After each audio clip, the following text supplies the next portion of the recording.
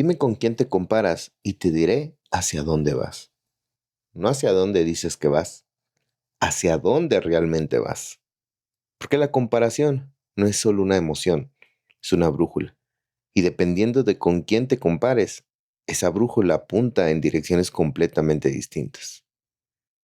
Lucía y Andrea trabajan en el mismo sector y habían empezado sus carreras más o menos al mismo tiempo. Lucía comparaba constantemente. Era algo automático, casi involuntario.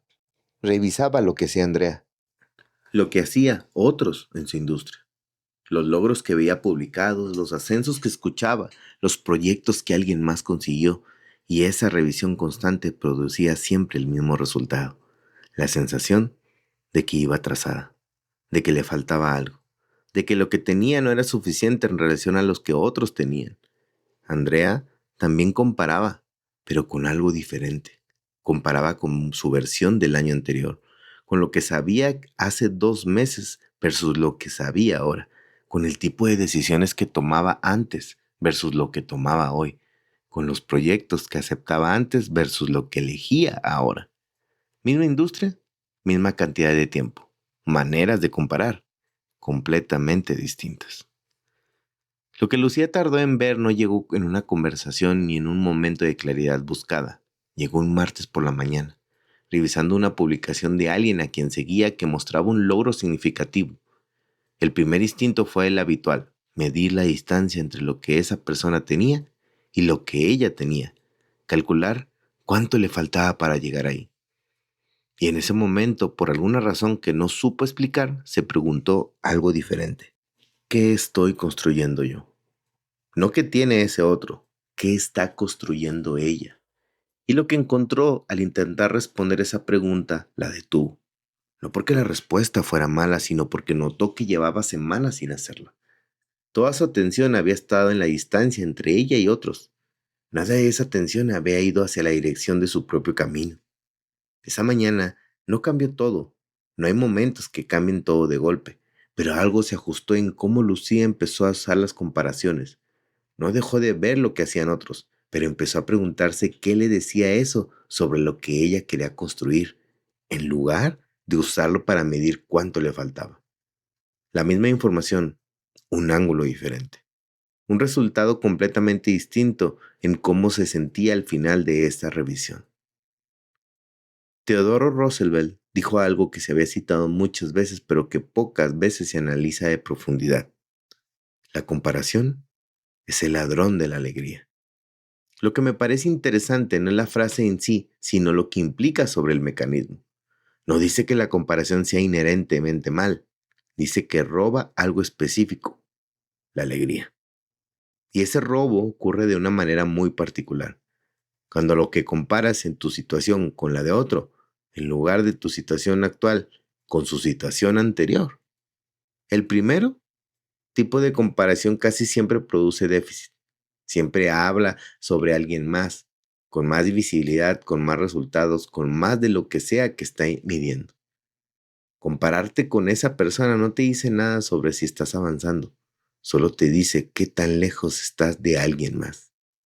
El segundo tipo de comparación es completamente diferente, porque lo que dice si estás creciendo, si estás construyendo, si la dirección que tomaste está produciendo algo real. Y hay algo en Gálatas 6:4 que describe exactamente esto desde otro ángulo. Que cada cual examine su propia obra y entonces tendrá motivo de gloriarse solo respecto de sí mismo y no respecto a otro. Solo respecto de sí mismo, no respecto a otro.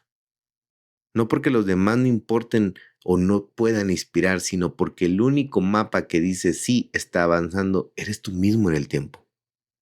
No tú versus alguien más en este momento. Lo que descubrí cuando empecé a cambiar el tipo de comparaciones que hacía fuera, que el estado emocional que producieran era completamente diferente. La comparación con otros casi siempre me dejaba con una versión reducida de lo que tenía. Como si lo que había construido necesitara la validación de ser mejor que algo que alguien más para valer. La comparación con mi versión anterior me dejaba como una información más útil. No siempre cómoda. A veces la diferencia era menor de lo que hubiera querido, pero era honesta y era accionable. Lo que empecé a hacer y desde entonces mantengo como práctica es dedicar un momento a la semana a esa pregunta de comparación. No en términos generales, con algo concreto. ¿Qué sé ahora que no sabía hace un año? ¿Qué decisión tomo hoy diferente a como lo hubiera tomado hace 2 meses? Si arrancar esta semana con esa pregunta en lugar de con las comparaciones habituales, la diferencia en cómo te sientes al responder probablemente va a sorprenderte. Lucía y Andrea siguen trabajando en el mismo sector. Sus trayectorias son diferentes. Sus resultados son diferentes, sus momentos son diferentes. Lo que más las diferencia no es el talento ni las circunstancias, es lo que comparan. Y eso, que parece un detalle emocional menor, tiene consecuencias que se acumulan con el tiempo. Porque lo que comparas determina qué valoras. Lo que valoras determina hacia dónde diriges tu energía.